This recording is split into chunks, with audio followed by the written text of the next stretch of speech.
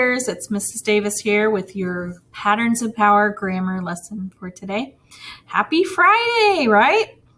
All right, my friends, this is our last day taking a look at subject-verb agreement. So remember, the subject of a sentence is who or what the sentence is about. For example, the girl sings, the girl is our subject. We want to make sure that our subjects and verbs agree. Remember, if you have a singular subject, singular noun, one person, one place, one thing, that verb gets an S at the end.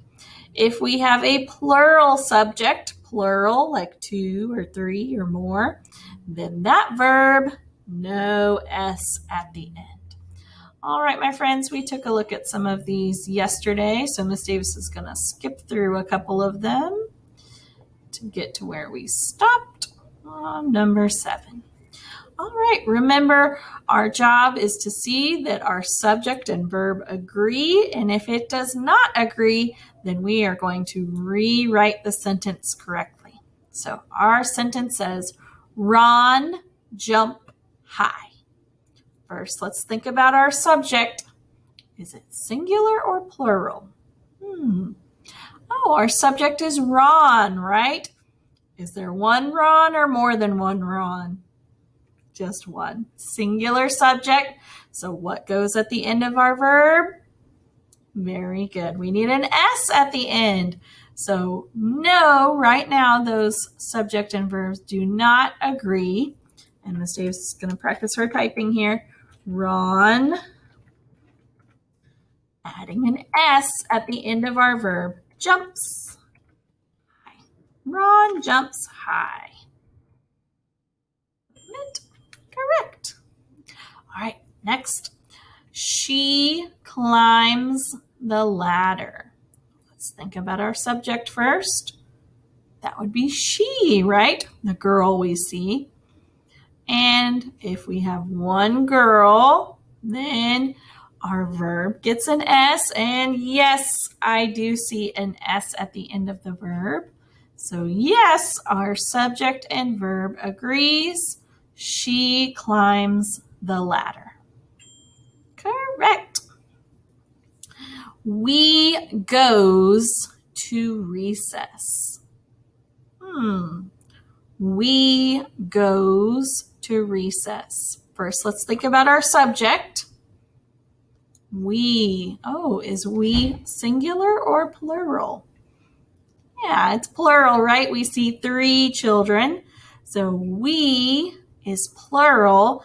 That means our verb, no S at the end. And Miss Davis is going to have to be careful with her spelling here because we are going to change goes back to go. And we know how to spell go. We go. G-O, right? We go to recess. That sounds right. We go to recess. Right. Correct. Next, Beth sees a bird. Beth sees a bird. Think about our subject. Beth, one or more than one? Just one, singular, right? So our verb gets an S at the end. Beth sees a bird. Sounds like my subject and verb agree. Yes. We ride the bus. We ride the bus. Think about your subject first. Singular or plural? That is a plural, right? We see 2 or 3 friends on the bus. So plural subject, think about your verb. Ride with no S at the end. So we ride the bus. That sounds right to me. Sounds like my subject and verb agree. Yes. Correct. All right. Jen and Jan plays music. Jen and Jan plays music. Let's think about our subject first. Singular or plural? All right, this one's plural because we have two girls, Jen and Jan. So plural subject, that means our verb should not have an S, right? So I'm going to say no.